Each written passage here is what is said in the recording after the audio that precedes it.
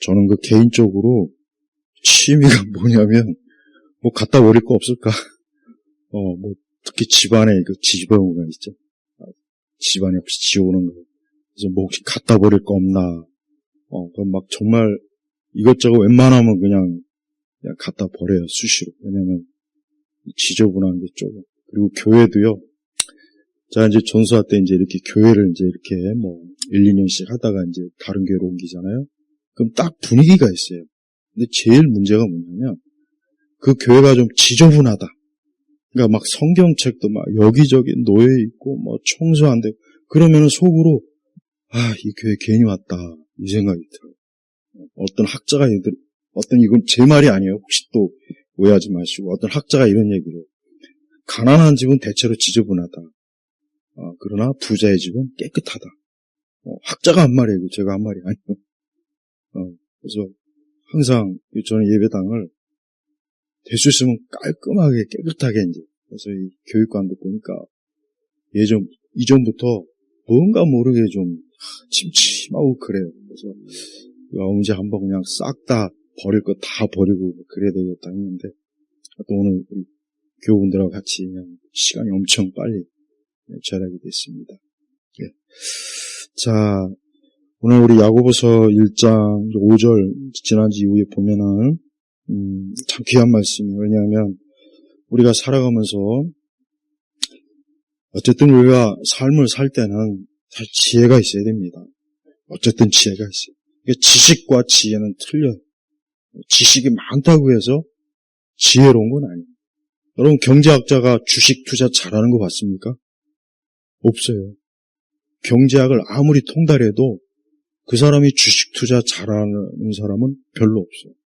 그러나 경제학을 모르더라도 주식 투자를 또 잘하는 사람이 있어요. 이게 뭐냐? 지혜죠, 지혜. 이 지혜에서 차이가 나는 거죠. 그러니까 우리가 인생을 살 때 우리가 삶에 어떤 문제가 딱 부딪히면은 지식이 필요하기보단 지혜가 필요해요. 제가 딱 저도 살아보니까 어떤 삶에 어떤 문제가 닥치거나 그럴 때마다 어떤 지식의 문제가 아니라 이건 지혜의 문제구나. 지혜가 없어서 그랬구나. 지혜가 있었어야 되는데. 그런 생각이 정말 많이 들어요. 근데 오늘 말씀해 보니까 너희 가운데 누구든지 지혜가 부족하거든.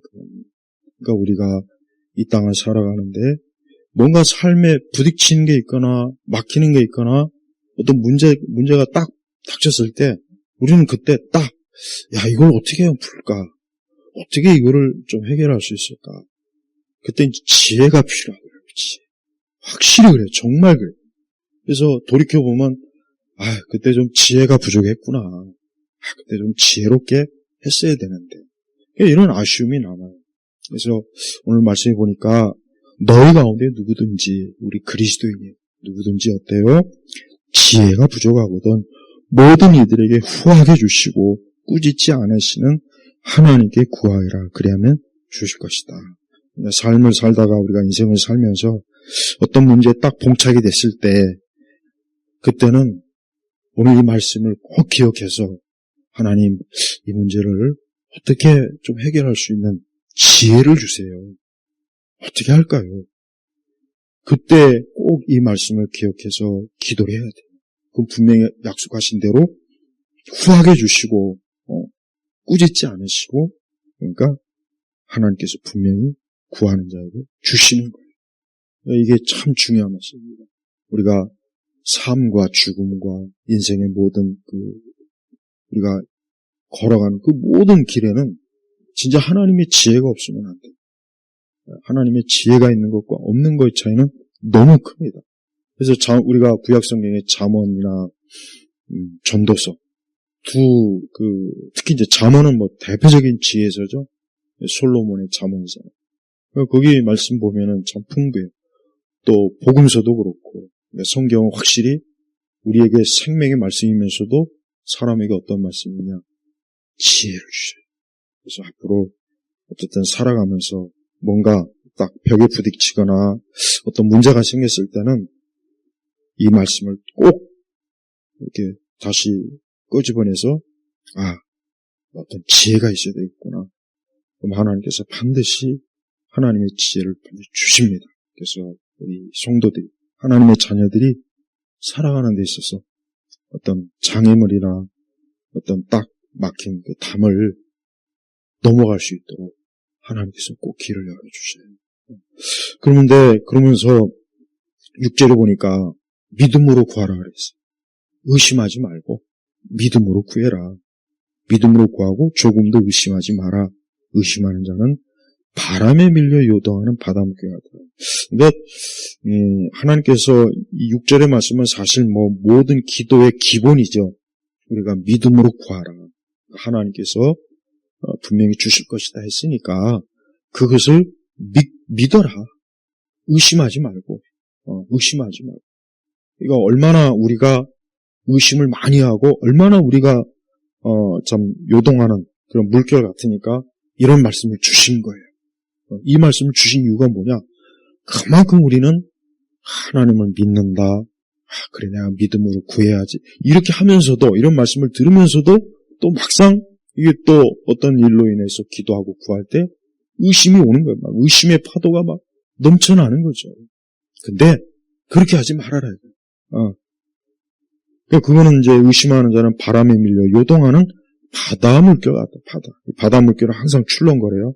바다 물결이 잔잔한 예는 없습니다. 이 강가는 잔잔한 때가 있어요. 강가는 정말 고요하게. 그러니까 바다는 인류 역사 이래로 한 번도 바다가 고요한 적이 없어요. 늘 출렁거립니다. 크던 낮던.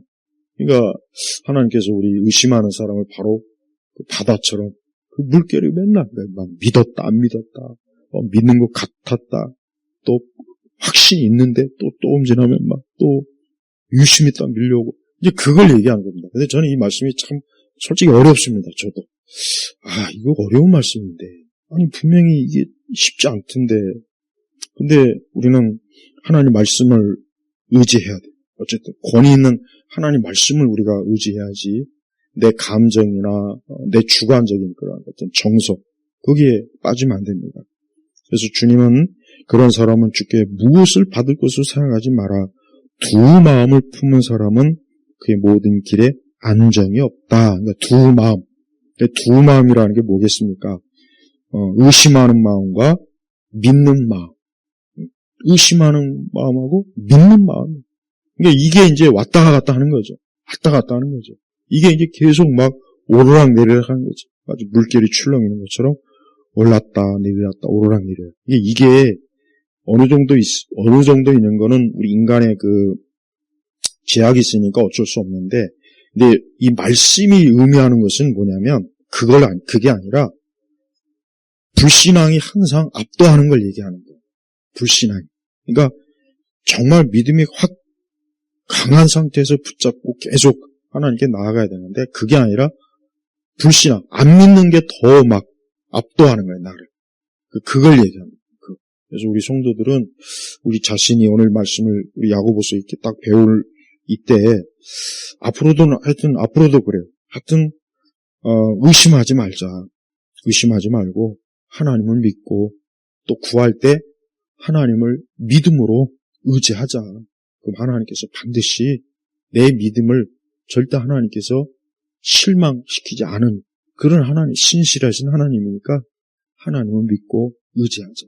그리고 특히 무엇을 구할 때, 특히 뭔가를 구할 때는 의심은 확실히, 어쨌든 주께서 보실 때는 실제로 그런 사람은 주께 무엇을 받을 것으로 생각하지 마라 그랬다. 그러니까 확실히 우리 주님은 의심하는 걸 싫어한다는 거예요.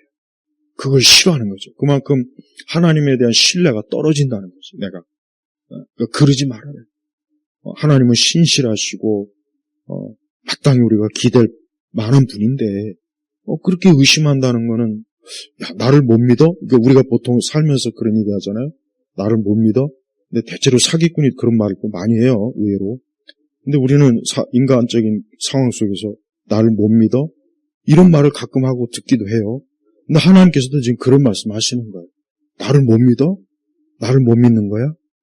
하나님도 그런 거예요. 왜? 하나님 인격자시니까. 그러니까 우리가 어쨌든 믿음으로 구하는 것이 습관화되어야 되고 자꾸 믿으려고 해야 돼요. 그러니까 믿음도 여러분 그냥 저절로 주어진다기보단 성령의 역사이지만 우리 스스로가 자꾸 믿으려고 해야 됩니다. 아, 그래, 믿자. 자꾸 믿자. 말씀을 붙잡고 믿자. 믿음은 들으면서 난다고 했으니까 말씀을 자꾸 읽고 말씀을 듣고 그럼 믿음이 계속 쌓이는 거예요. 그 가운데 이제 믿음이 점차로 어때요? 강한 믿음이 되는 거예요. 그러나 약한 믿음은 계속 그냥 두면은 계속 약한 상태에서 계속 이게 바닥으로 떨어져요. 그래서 어떤 일이 있을 때 우리가 장래일이든 뭐든 간에 자꾸 의심하는 그 버릇은 정말 버려야 되고 아니야. 하나님께서는 내가 구하고 내가 믿고 뭔가를 하나님께 의지할 때 하나님께서 그걸 분명히 이루어주실 거야. 돌보실 거야. 하는 이 믿음이에요. 그리고 이 믿음을 우리가 지난주에 배웠잖아요. 인내해야 돼요. 그러니까 조급하면 안 돼요. 조급하면 확실히 안 됩니다. 정말 그래요. 그냥 끝까지 한번 가보는 거예요. 저도 그래요. 야, 어쨌든 끝까지 가보자. 끝까지 가보면 확실히 잘못될 일은 없더라고요. 경험상, 체험상 그래요. 그러니까 어떤 일이 있을 때 자꾸 빨리 해결하지 말고 그래 어디 한번 끝까지 가보지. 끝까지 한번 끝까지 벼랑 끝까지 한번 가보지. 이런 믿음을 가지고 우리가 하나님 의지하면 분명히 좋은 그 하나님의 선하신 뜻이 확실히 이루어져요. 분명합니다.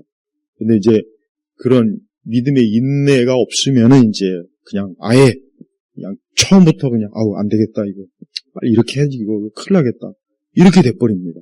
꼭 그렇게 되더라고요. 그래서 어떤 어려운 일이 있으면은 그냥 버티는 게 일단 좋겠어요. 그냥 끝까지 버티는 거. 그냥 하나님 믿고 버티는 거. 하나님 의지하고 버티는 거. 그러면 돼요. 분명히 그러면은 꼭 뭔가가 이게 문제나 길이 열리게 돼 있어요. 정말 그렇더라고요. 그래서 우리가 우리 자신의 지혜를 의지하지 말고 하나님의 지혜, 하나님의 능력, 하나님의 돌보심, 하나님의 신실하심 이거를 믿고 끝까지 나아가면 반드시 하나님은 거기에 대해서 오늘 말씀처럼 거기에 대한 믿음의 보상을 해주시는 분이에요. 그래서 우리가 우리 영혼도 그렇고 우리 육신도 그렇고 하나님은 모든 걸 다 아시니까 오늘 말씀대로 앞으로도 절대 하나님께 구하는 것, 지혜를 구하는 것, 어떤 일이든지 하나님의 지혜를 꼭 구하고 의심하지 말고 자꾸 믿으려고 하고 그 다음에 인내하는 것. 어디 한번 끝까지 가보자. 끝까지 내가 하나님 믿고 뭔가 어쨌든. 그럼 하나님은 꼭 어떤 상황에 있든지 하나님께서는 거기에서 꼭 우리를 바르게 선하게 또 좋은 길로 꼭 인도하셔요. 정말 그런 분. 그러니까 우리 성도님 오늘 말씀을 꼭 명심하셔서 앞으로도 꼭 이 말씀대로 따라가시기 바랍니다. 기도하겠습니다. 하나님 아버지 감사합니다.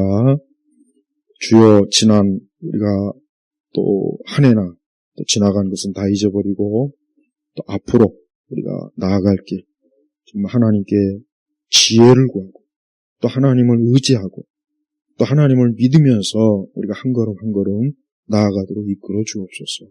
그리하여 우리는 하나님으로 인하여 살 수 있는 하나님의 자녀로 참 온전히 우리 주변에도 드러나게 하여 주옵소서. 감사드리며 우리 주 예수 그리스도의 이름으로 기도 올렸습니다. 아멘.